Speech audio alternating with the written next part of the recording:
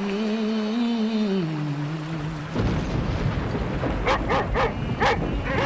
believe that all men are created equal, yet many are denied equal treatment because of the color of their skin. Segregation tomorrow and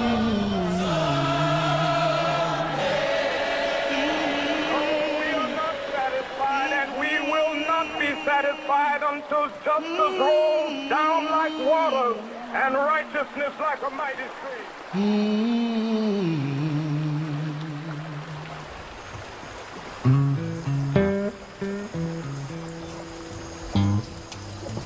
When daylight came, we started looking in the river, under the bridges, where we always looked when our people disappeared.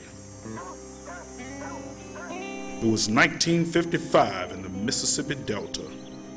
Emmett Till, a 14-year-old boy, had said something to a white woman. They'd thrown Emmett in the Tallahatchie. They'd tied barbed wire around his neck. They were hoping he'd never be found. He'd been tortured, mauled, and shot in the head. His face was unrecognizable. They started digging his grave. No, I want him here in Chicago. I'll bury my son. Don't open that box. I'm going to look at his body. I began at his feet. I knew those ankles. Those were always shaped so nicely. I paused at the knees. They were nice, fat, round knees. There was no sign of violence till I got to his chin. I saw his tongue resting there. There was an eyeball hanging down. It was that light hazel brown that everyone thought was so pretty. I wanted an open casket. I wanted the world to see what I'd seen. This would not be like so many lynchings. Oh no. We had averted our eyes far too long. People had to face my son. People had to face themselves.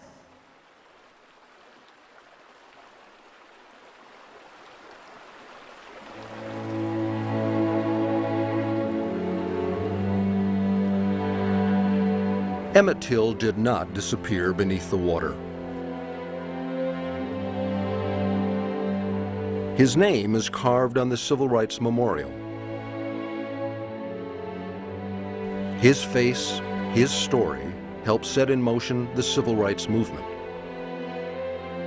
40 people are remembered. George Lee, the first inscribed, shot for preaching about voting. Willie Edwards, a truck driver, drowned for the color of his skin.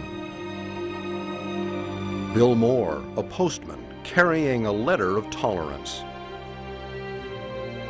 Denise McNair, the youngest, in church when a bomb went off.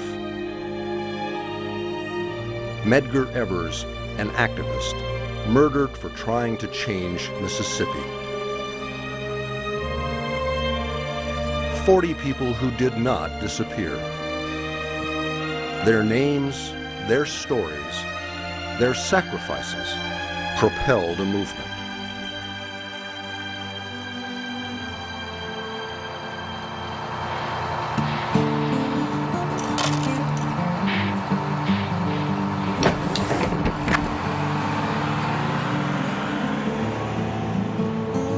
I took a seat in the middle of the bus. 2 stops later, a white man was standing. Move, y'all. I want those seats. The others got up. I slid over by the window. I thought of my grandfather who'd sit up with his gun when the Klan threatened. I thought of times when I sat up all night. I wasn't tired. Not physically. I had the strength of my ancestors with me. No, the only tired I was tired of giving in. I'm going to have you arrested. You may do that. The arrest and conviction of Rosa Parks sparked a boycott of buses by Montgomery blacks. For more than a year, they walked, shared taxis, lost jobs, endured arrests, threats, and bombs. A 26-year-old Baptist preacher, Martin Luther King Jr., became their leader.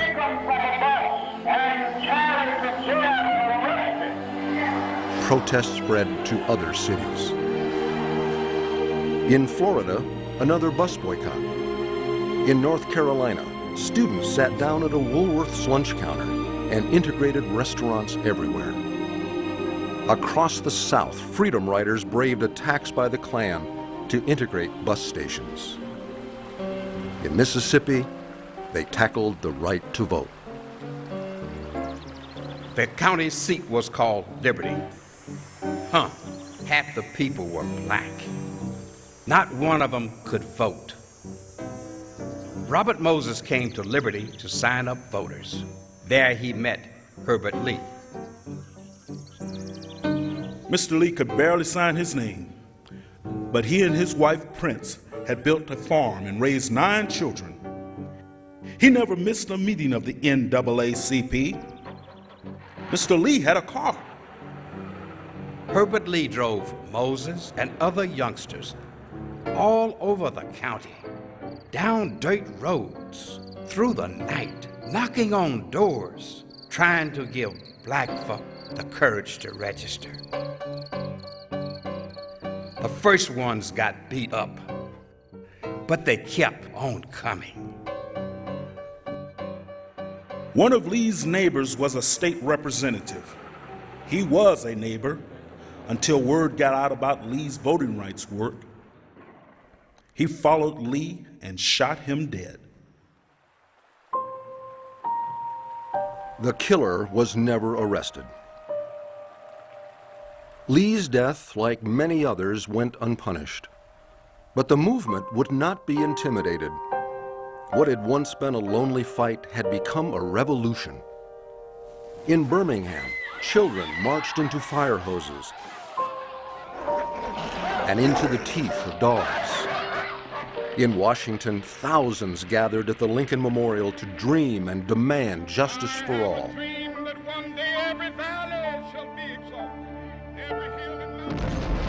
But change produced a violent backlash.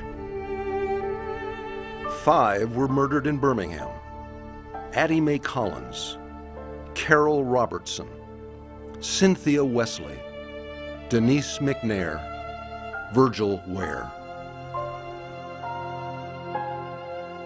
6 more in Mississippi: Henry D., Lewis Allen, Charles Moore, James Chaney, Andrew Goodman, Michael Schwerner.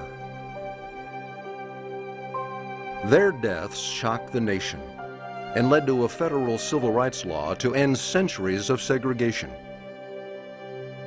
My fellow Americans, I am about to sign into law the Civil Rights Act of 1964. Still, the fight was not over. 10 years after the birth of the movement, most blacks in the South could not vote.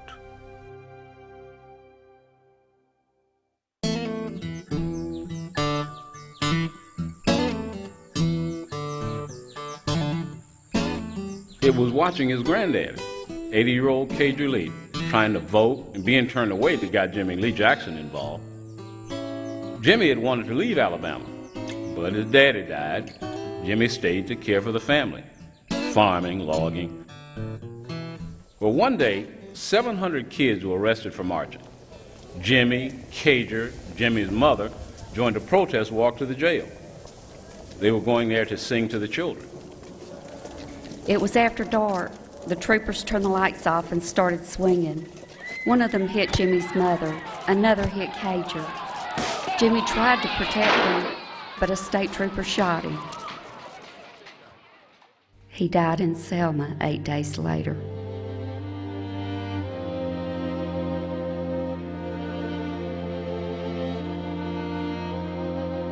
People wanted to carry his body to Governor Wallace in Montgomery. Instead, they organized a voting rights march. Wallace ordered the march stopped. As the protesters crossed the Alabama River, troopers and deputized men on horseback waited with clubs and tear gas. This march will not be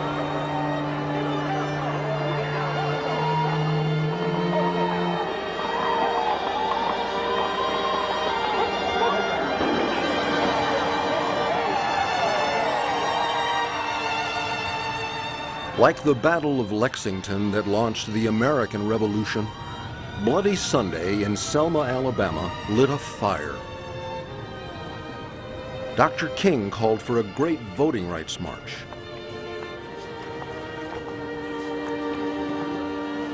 President Johnson sent a Voting Rights Act to Congress.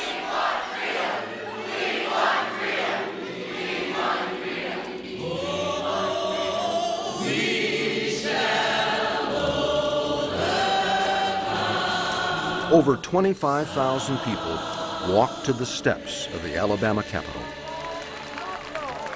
Because the arc of the moral universe is long, but it ends so justice. How long? Not long. Viola Liuzzo was in the crowd. A restless Detroit mother of 5, she had heard King's call and driven alone to Alabama. In Montgomery, she walked the last miles barefoot, singing. That night, she began driving marchers home. One of them was a young black man. On Highway 80, halfway to Selma, Klansmen started chasing her. Viola pushed her Oldsmobile to 100 miles an hour, singing at the top of her lungs. The men pulled alongside. Before they fired, Viola looked right at them.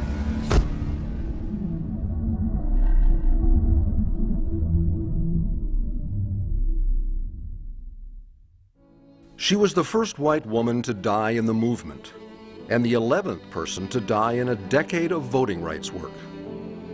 Their sacrifice spurred the passage of the most successful Civil Rights Act in history. America's core right, the right to vote, was now guaranteed. But more would die trying to exercise their rights. Deputy O'Neill Moore, seminarian Jonathan Daniels, college student Samuel Young, farmer and activist Vernon Damer. Others were murdered in a last attempt at resistance. Ben White, a caretaker, Clarence Triggs, a mortician, factory worker Warless Jackson, Benjamin Brown and Willie Brewster, working men, Samuel Hammond, Delano Middleton, Henry Smith, students.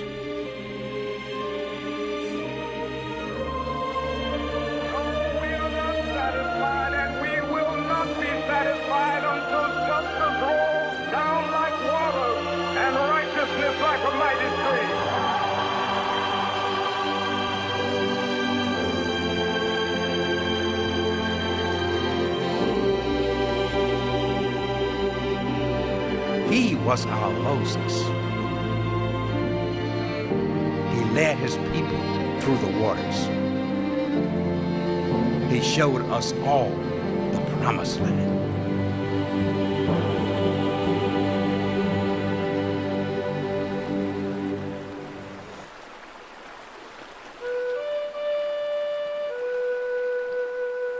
"40 people who did not disappear. With the help of their families and people who knew them, their names, their stories were carved in stone, carved on the Civil Rights Memorial. It's almost as if I'm reliving the funeral. It's almost as if I'm touching him, touching Emmett himself. And yet my heart is full of joy that not only my son, but all of these other people who gave their lives for such a great cause are getting the recognition they deserve. It is for the living to carry on. We live in hope. Always we know that freedom will triumph. I ran my fingers over the same exact words that Rosa Parks did at the dedication. I could almost imagine her reading the history sheet made.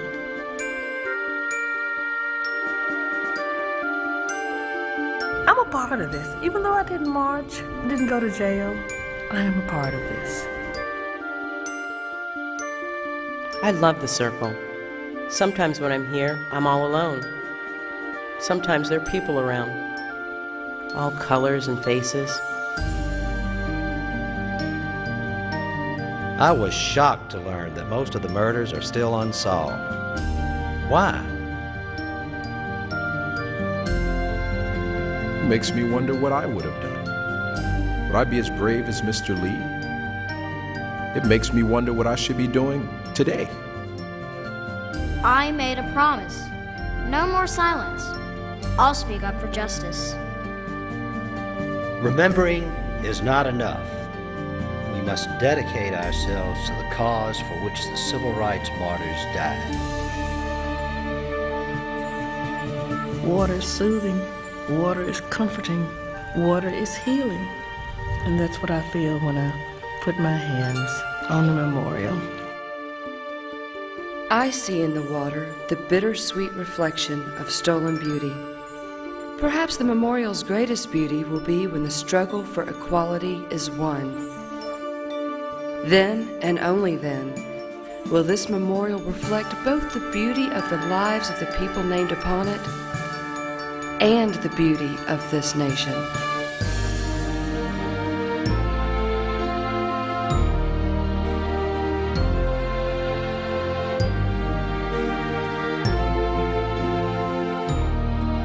Dates, events, people, places.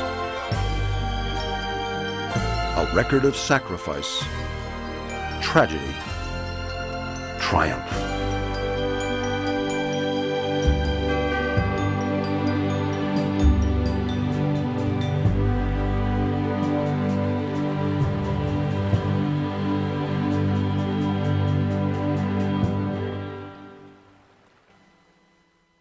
I see faces in the water of a time not gone by. I see places in the water where so many souls won't die. I hear babies and their mothers crying, Lord, oh Lord, why? I hear wailing for their brothers and their fathers without life. From the faces in the water brightly shines through freedom's cry. I see faces in the water of new life.